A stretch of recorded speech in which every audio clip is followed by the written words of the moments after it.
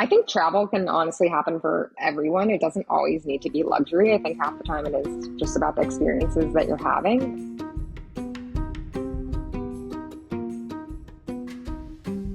Hello, and welcome to Financials Podcast Future Rich. I am your host, Barbara Ginty, and I am also a CFP, which is a certified financial planner.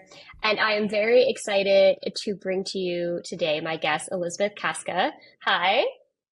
Hi, Barbara. So happy to be here with you today.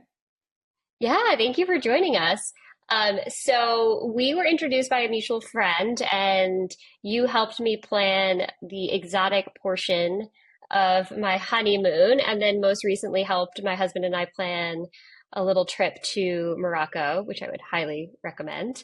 And so I had no idea until our mutual friend connected us that travel agents are back. I feel like I saw them on TV and in movies, like, in the 70s, like people had travel agencies, and it is having a whole resurgence, this industry, correct me if I'm wrong.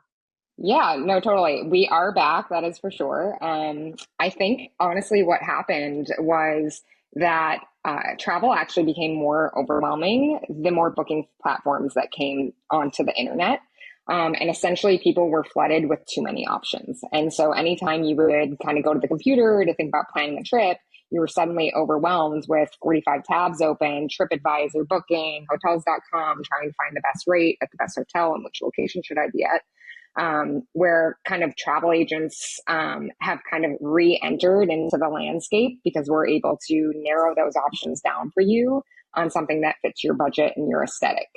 And so I actually joined a travel agency called Fora. We are what is now being dubbed as the modern travel agency. So we are hip, young, we are travelers. We are not your grandmother's travel agent that is like flipping through a book or a brochure to sell you a tour. We're essentially people that are just like you and travel just like you. So we're able to kind of guide you in the best direction to get the most value out of a trip.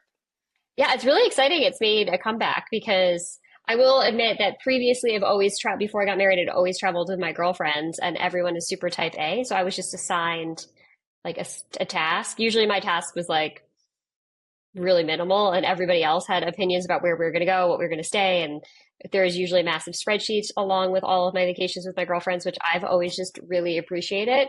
And then for my honeymoon with my husband was like, never left the country. And so it was all up to me, which was overwhelming because I've actually never had to plan a trip. I've never planned a trip by myself. And he didn't really have the skill set.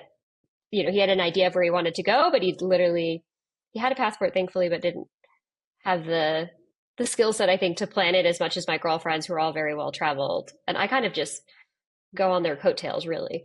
So I found it to be very helpful. And you helped us plan, kind of the luxury part of our trip, which I think, we'll talk about it. It can be for various budgets. And if you're not quite there yet financially, it's definitely, I think, worth something to plan for or to save for or to work towards if you're not quite in that arena yet of being able to take vacations. So do you want to talk me through how you came to find the travel agent, the comeback? Yeah. So honestly, it started off a little bit kind of like a side gig. I have been working in medicine for the better part of 20 years. My Oh, wow. formal education background is a nurse practitioner. So I work at a large teaching hospital here in New York City. And as one can imagine, when the pandemic hit, a lot of us got burnt out, just Mm-hmm. working tons of hours, nights, weekends, holidays, watching the hospital flip from top to bottom with COVID patients, and then kind of watching the entire world shut down and everyone working from home. There was like a little bit of, honestly, like resentment that I had that like, well, why do I I was have to going to be the say, yeah, person everyone else. that's, yeah, Yeah, a lot of people got time off or like were like in their sweatpants and you were going into basically a war exactly. zone every day. So my life didn't change at all during the pandemic. If anything, it just work got busier. And I love that part of myself in that job. But I always knew that I probably only had 20 years or so of myself to give to medicine, since it is long hours, it's on your feet. It's a very high stress environment. And the way that I've always kind of detached myself from medicine is travel. So like travel is my passion aside from medicine. And anytime that I would have a stretch off, even if it was 4 or 5 days, me and my husband would be taking some sort of vacation somewhere around the world, whether it was even just flying to the Maldives for 5 days, which most people wouldn't do. And Yeah, so that's far. the travel agent side of it kind of popped in after thinking of like, what else am I good at? Or what do I even have like any sort of education in? Because I never thought of wanting to go back to school or getting a new degree or anything like that. And I was like, well, there's two things I know, it's medicine and it's travel. And then I found the agency that I'm working at, which essentially empowered people to pick this up as a career, whether you want to take it Mhm. full time or just do it on the side. It's kind of like you can work as much as you want to. And I always knew that eventually I wanted an exit from medicine. So maybe I'll start dabbling in this now. And as I build my business over the course of a few years, if it becomes lucrative enough, I can start kind of stepping back from medicine and taking this Mhm. on more full time.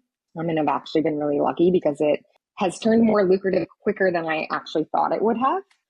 So I actually went That's part time. rare. Very rare. I have all of my amazing clients to thank. I have a very big like referral program where I essentially don't even need to market myself. I usually just get people who are reaching out to me because I booked their friend's trips or their mom's trip or someone else's honeymoon, Mhm. or I did a wedding room block for someone who had a good experience. And so I went part time in medicine about 18 months ago. So I still do work 2 days a week in the Oh, that's hospital. amazing.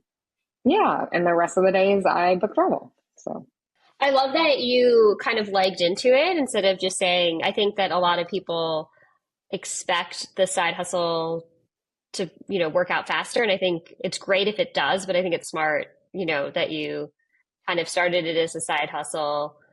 And I would imagine how are the hours in travel? Because is it 20? I mean, yeah, it feels like it would be 24/7, right? If you have people oh, no, traveling all over the world. yeah, it really is. I mean, that's the irony in it all because when when I wanted to step back from medicine, part of my complaint was I was sick of working nights and weekends and holidays. And then this Labor Day weekend, I found myself on Sunday night at 11 p.m. like on the computer booking something for someone or like rerouting someone, and I was like, well, here I am, full circle. I was like, I have stepped back from medicine, and here I am working a night on a weekend of a holiday. But it's something I'm so passionate about, and I do it kind of in my free time too. Like some things are urgent that need to be tended to right away. But for the most part, things can be handled on a relatively flexible schedule for me. Obviously, I can't respond to things while I'm Mhm. sleeping, but I'm already usually up pretty early. So Right. from like hours of 5 to 10 a.m. is perfect time to be in contact with anyone that's in Europe, which a lot of my clients are traveling in. So that works fine because I can wake up in the morning, I can do a bunch of work, and I can go to the gym at 9 a.m. And come back, and then I usually have responses from everybody by the time I get home. It's very rare that there's an actual Yeah, does emergency. that Go ahead. does that what would maybe even though you're still working a lot of hours and not like doesn't turn off at a certain time, does it feel more manageable because it's at your convenience versus like with the medicine, the hospital job, it's like you have to be there, right? Physically It, go there in scrubs, I'll exactly. presume, versus this Yeah. is like I can do it in my pajamas. I can, I'm going to go to the gym and then I'll respond. So does it feel maybe less intense because it's at your convenience more so? Exactly. I have so much more control over my schedule. And even though running your own business, which I'm sure you know, is a lot of hard work because no one's picking up where you leave off. Whereas when you go to a Hmm. job that you clock in and you clock out, it's great. It's like, I'm here, I did my shift, I'm going home, and now it's off. Running your own business, there's Yep. always something to be done, but I can find time to Hmm. do those things when I'm in those focus points that like make sense for me.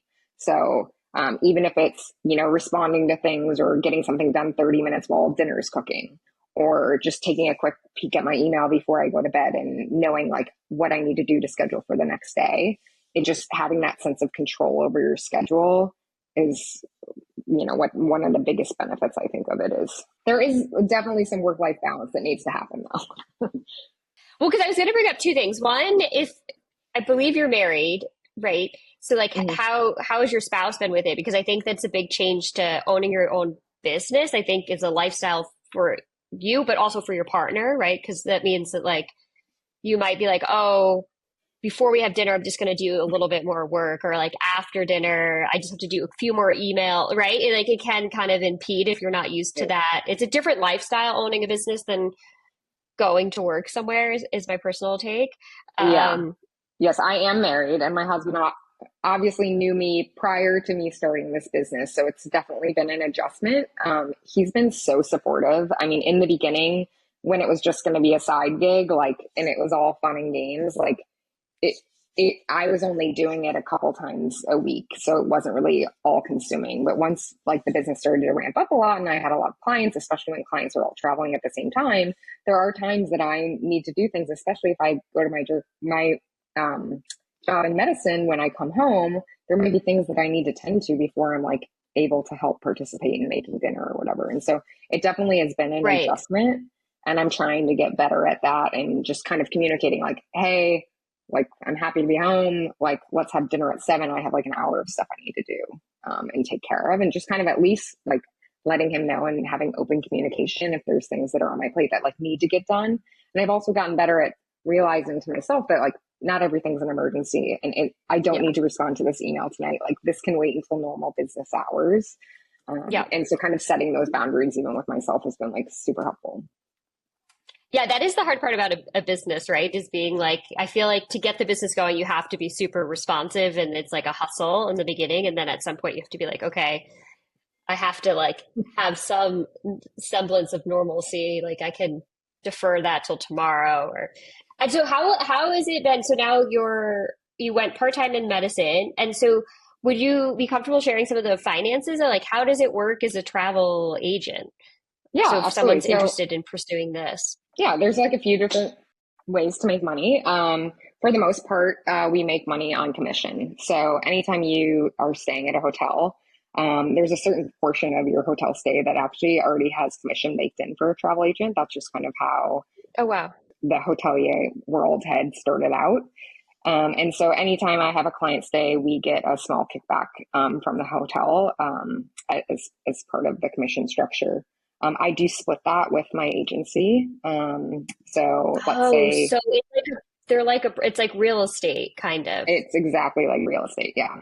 So Okay. every agency is different what their split is. Ours currently is 75% comes to the agent, 25% of that actually goes to the agency. And there is a small Hmm. fee that is involved in paying with your host agency in order to have access to all their preferred partnerships and their platforms and all of their education materials.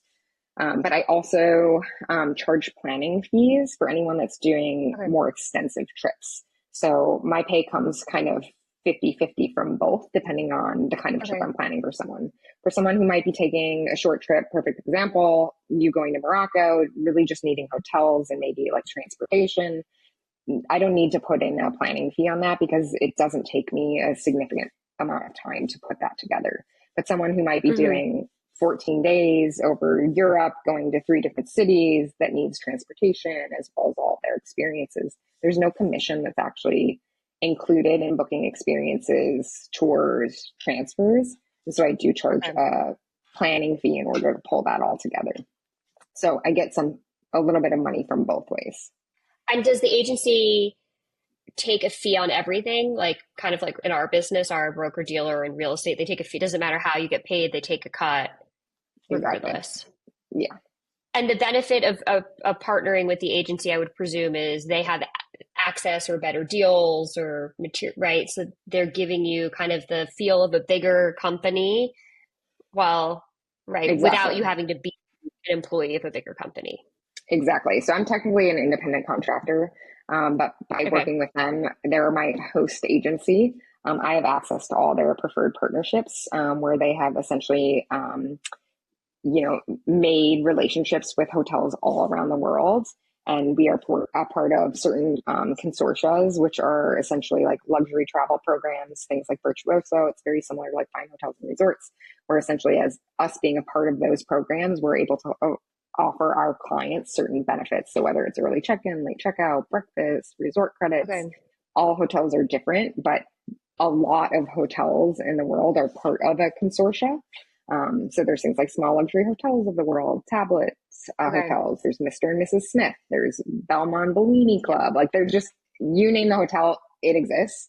Um, with my access to Fora, I have access to all of those different programs that then brings more value to my clients while they're traveling. Yeah, they get different perks. Okay, that makes total sense. And then to give us perspective, what is like, what's the average salary or not salary, business owner take? Because then you also then have your own business expenses, which I would imagine your overhead is fairly low, but I would imagine you still have your own expenses as a business owner. Yeah, I have some expenses, not as much as people that have like actual brick and mortar shops. Most of the things I have are just subscriptions Right. online, or whether it's I pay for a platform that helps me build itineraries into like these aesthetically pleasing like application that then you can also Very have on your pretty. mobile Yep. to bring on your, like I that's have something that. I pay for. Yep. Most individuals that are a part of an agency have their host fee. So it's like a yearly fee. And then small things that might be like your CRM or your anything to like organize all of your clients that you might pay into, or an email subscription service. So I use a specific one that I'm able to then format my emails to look the same way. So it's all like online things that are quite honestly not super expensive when you look at the overall cost of what it is to kind of kickstart a business. And so I Yeah. still, bring home a significant portion each year. And I guess one of the perks is that I also can write some of it off in my taxes. Taking care of your health isn't always easy, but it should at least be simple. That's why for the last 3 years, I've been drinking AG1 every day with no exceptions. It's just one scoop mixed in water once a day, every day, and it makes me feel ready to take on my day. That's because each serving of AG1 delivers my daily dose of vitamins, minerals, pre and probiotics, and more. It's a powerful, healthy habit that's also powerfully simple. With AG1, I know I'm getting essential brain, gut, and immune health support with vitamins, probiotics, and nutrients from whole foods. I like to think of it as my nutritional insurance. I know I'm covering my nutritional bases from the very start of the day. If there's one product I had to recommend to elevate your health, it's AG1, and that's why I've partnered with them for so long. So if you want to take ownership of your health, start with AG1. Try AG1 and get a free 1-year supply of vitamin D3 plus K2 and 5 free AG1 travel packs with your first purchase exclusively at drinkag1.com/future rich. That's drinkag1.com/future rich. Check it out. Yes. Okay. So first, tell me, like, what do you think an average income would be for a travel agent? And then I want to talk about a little bit about the perks, because I do think that if someone's interested in starting this as a business, what you said, it seems really reasonable. A lot of businesses, if you have to have brick and mortar or employees, or like for instance, us with the licensing is expensive. The materials are 1,000, the exams are expensive, the annual, right? There's all these other fees that you're paying. And so it seems like it has really reasonable overhead and you can kind of do it from anywhere. So what does like an average, do they talk about that when you go to the, you know, meetings or within your group? Like what's the average Yeah, so make I of think a travel agent and like what's a goal? it obviously depends on where you live. I live in New York City, so in order to actually have a livable salary, it's honestly it's quite hard. The hustle's real, which is part of why I Yeah. still do hang on to my other job. They say it takes anywhere between 3 to 5 years to build a big enough book of business that you can actually support yourself off of it. So to Okay. give you an example of, if you wanted to take home a salary of about $100,000, you would need to be booking $1 million or more of travel a year. So, A million. So that would be very busy, I would think. so it's very busy. And most people, when they get to the point, if you are booking $1 million of travel a year, you're usually at the point that you probably need to hire help. I was like, you Unless would you need have staff, some, right? Because it yeah, would just be exactly. really. Exactly. So Okay, so it's to do a hard. 100,000, yeah, It's a lot of big trips.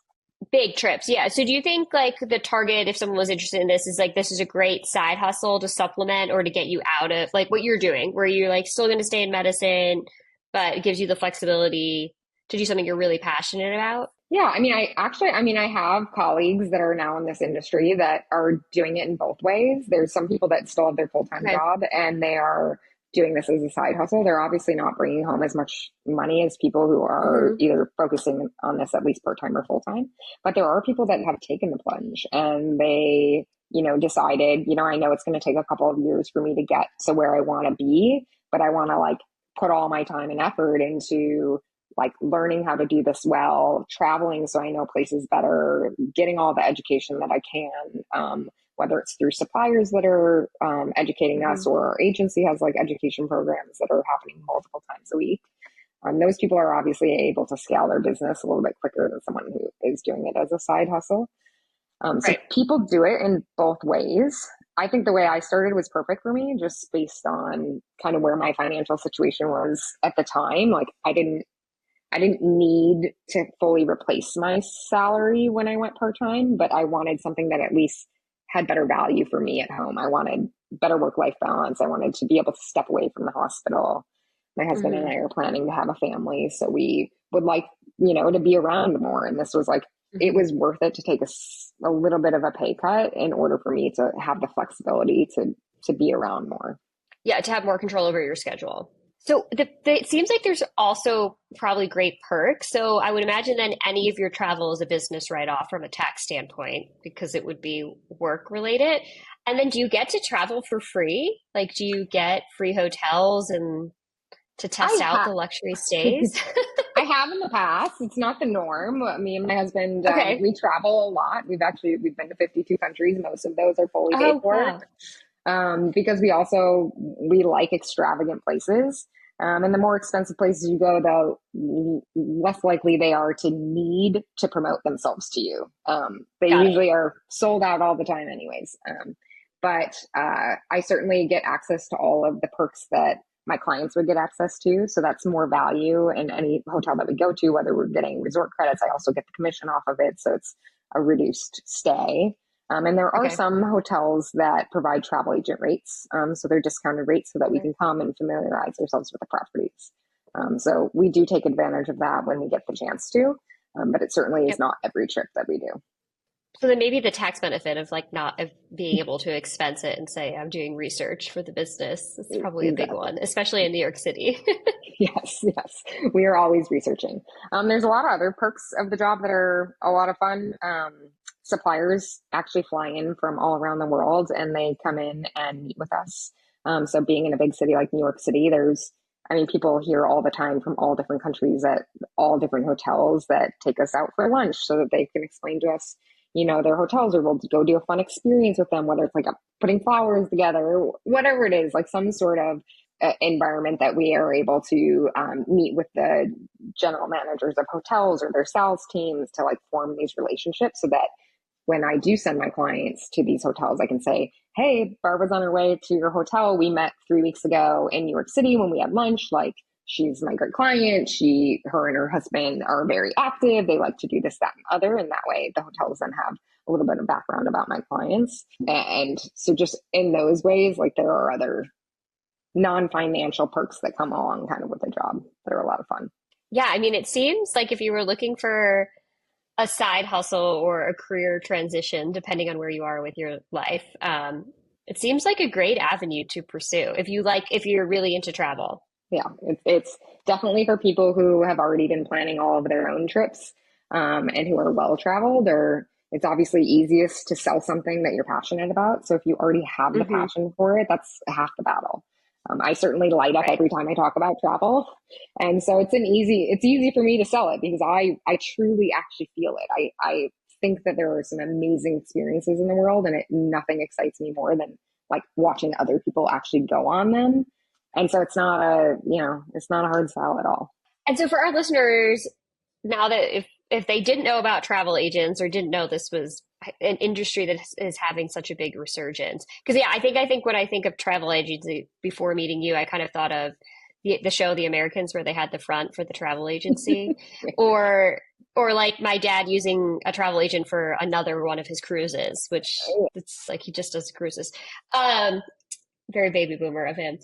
So for our listeners, I think we've kind of talked a little bit, but the benefits of working with a travel agent would be that you can organize it, like kind of like for me, like I didn't know where I wanted to stay or what to do or what was a good hotel. I'd never gone on a safari, and so you bring that expertise, and then you can also take care of everything in front all the to back in terms of, yeah. Yeah, exactly. So that essentially you can arrive to your destination stress free, and you also know that you have someone that has your back. So if you do arrive somewhere and it's not as expected, you don't need to be the one to bring all the issues up and get them fixed. You can quickly send me an email and say, hey, we just checked in. Our room has no view. I thought we booked an ocean view. Whatever it is, you have someone else that's there to vouch for you and fix everything, which is really nice.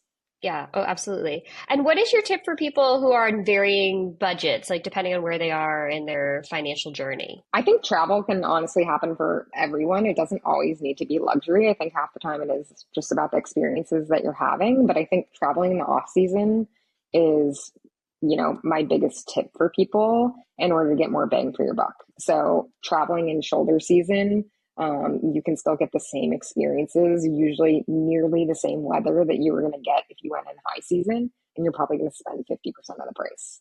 Oh, wow, that's a big difference. Yeah. And for cases like safaris, the animals do not know if it's September or October. But the hotel in That's October might very be true. significantly cheaper. So you can afford a lot more if you try to go to some of these hotter destinations in shoulder or off season. That makes sense. It's just not the demand that there would be Yeah. otherwise. Okay, so I have a couple of questions and hopefully this will help our listeners. What are your thoughts on travel insurance? So I am supposed to always be suggesting it. Okay. I am a huge proponent of having some sort of insurance, and a lot of that hmm you can actually get with a really good credit card. So if people hmm don't already have a good travel credit card, if you're going to be taking a big trip, I think it's worth the investment, even if there is a yearly fee on a credit card, Yep. to have the assurance that your credit card will cover you if something happens. Most Do you, people do you think have a favorite? I do have a favorite. Well, I have several. I have probably far too many in my wallet. Okay. But I think a great one for starting out is definitely the Chase Sapphire Reserve. Not only for the accrual of points on that card, but also they have amazing travel insurance as well as car rental insurance, so that you don't have to buy any Okay. supplemental insurance if you're traveling and renting a car.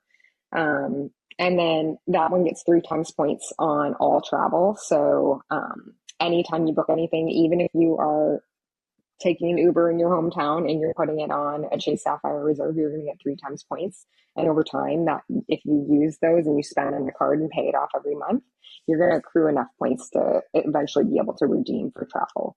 And the best way to use that is usually by transferring it to an airline partner in And this order is, to redeem for a free flight. so I was going to say, so one of the tricks, right, is to not purchase your flight on Chase's website, but to transfer your miles out of their program to the intended airline.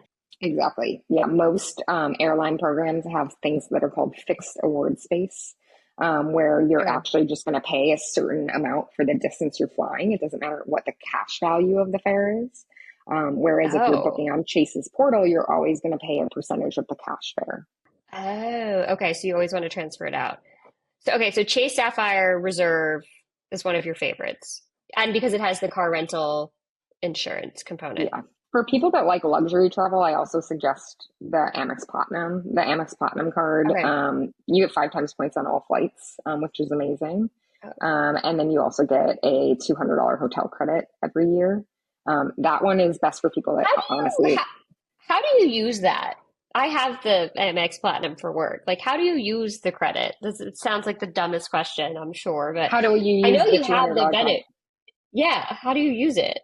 So the truth is you have to book something under the Fine Hotels and Resorts program. So it has to be a hotel that Okay, is under that program. It won't knock it off of any hotel that you book. So it's got perfect it. for like a 3 day weekend when you're looking and you're like, okay, the hotel is $400 a night and I get a $200 credit. Mhm. Like you just split your hotel costs in half. Okay.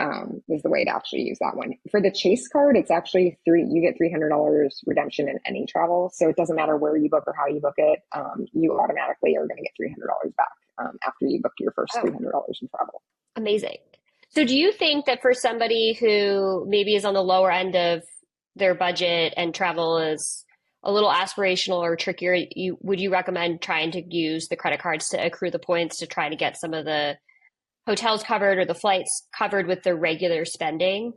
Yeah, so as you know, you probably speak to it a lot better than I can. You don't want to be spending on things that are your already everyday spend. And that's where credit cards, if you look at the kind of the different ones that are available to you, there are ones that are like best to use for groceries. So if you're like, Hmm. spend the most of my budget every month on groceries, then the Amex Gold would be best for you because that gets 4 times points every time you're buying your groceries. There's also the Capital One Venture X that you get 2 times points for everything. So that's like if you're going to go get your haircut, 2 times points. And if you are just get good at knowing which credit card to use in which venues, eventually those will add up into a significant amount that you will then be able to redeem for travel. Use it. That makes sense. Yeah, I'm actually not that good at the credit cards. I have them, but to be honest, my girlfriends are always like, did you sign up for Priority Pass?" And I'm like, "No, I Yeah. didn't sign up for Priority It, Pass." it's But it's a lot to learn, but I'm always happy to help it anyone who ever wants to talk about which card to use where. I will let you know. okay, amazing. Okay, so credit cards have the built-in insurance. And then what's your take on and maybe I'll let you know the rate you could buy your own independent travel policy, which I bought when we did our honeymoon last year because with the safari, in case you get eaten by a lion, you have to show them you have travel insurance. Yes. So I just went, I did the math on it, and the trip insurance was almost the same cost as an annual fee, an annual cost. So I just did the annual, Mhm. which worked out really nicely because we recently canceled a family vacation. And I really thought they were going to give me a hard time because we canceled because my sister has a high risk pregnancy. And I was like, there's no way they're going to give me my money back on the flights because like it's my sister. And they did. I submitted the doctor's note, explained we canceled because of the high risk pregnancy. And they said I have not received the money, but they said they're going to send me the money, which is basically the whole year's worth of premiums. Yeah. I mean, travel insurance, I think, is a must, like I said, whether you're doing it through a credit card or buying a supplemental plan. I've had several trips actually in the past year that clients have had to use and they've gotten all their money back. I mean, granted, they paid for the insurance policy, but I had two trips to Italy that were 14-day trips of high value.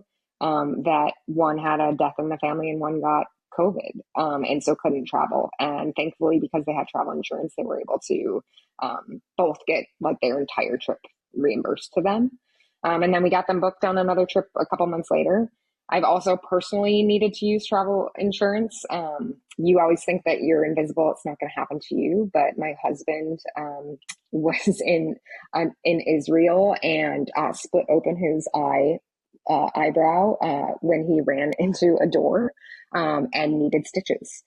So when you're in another country, a lot of times when you show up to show up to the hospital, they actually make you pay in cash up front. I've heard of Um, that. so we had to pay it up front with cash, but luckily our insurance covered the entire hospital bill. And then just for me back in January, I retore my ACL, which I thought would never happen while I was in Cambodia. And luckily for me, I did You tore not your ACL in Cambodia? swimming in a luxury resort pool.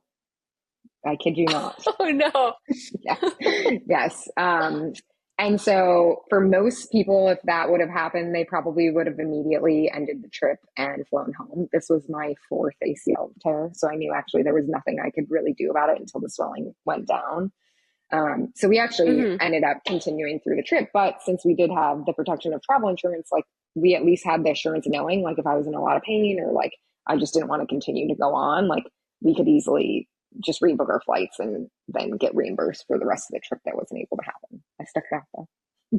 Oh my gosh. Yeah, I think that like yeah, you expect nothing to happen, but since I got married, we're doing some longer, more extensive travel, and with having two people versus before I was a single person, and I'm covering both hotel, I'm Yeah. covering the full hotel, I'm covering both flights because my husband, I pay for travel because he's at a different income threshold. And so to me, it's like more financial risk to be covering the full vacation versus one fourth or one fifth, like when I travel with my girlfriends. Yeah. And I just never really expected the travel insurance to pay because I feel like often you check that box of like, yes, I'll insure the trip on like Delta's webpage or somewhere. And then if you've ever gone to try to file with them, it's like, I don't know if anyone succeeded in filing with that like $10 add-on travel insurance, but owning the own policy has been, I mean, we've already gotten our money's worth out of it in the 1 year. Yeah. Yeah. You definitely find the benefits then. And unfortunately, we are not invisible. So you never know what's going to happen and Right. what country you might be in. Yeah, that's the other part. I think when you're younger, or at least I never really thought about what happened, when I went to another country when I was younger. But now it's like, yeah, what happens if someone gets hurt? Or because then you're paying out of pocket for any sort of medical expense if you're abroad. Yeah. And I wouldn't say that you and your husband are doing travel that is low risk. No, that's true. He's definitely a high risk Yeah. person. You're skiing, you're Yeah, hiking, rock climbing, you're, what do you call it? yes. Free solo?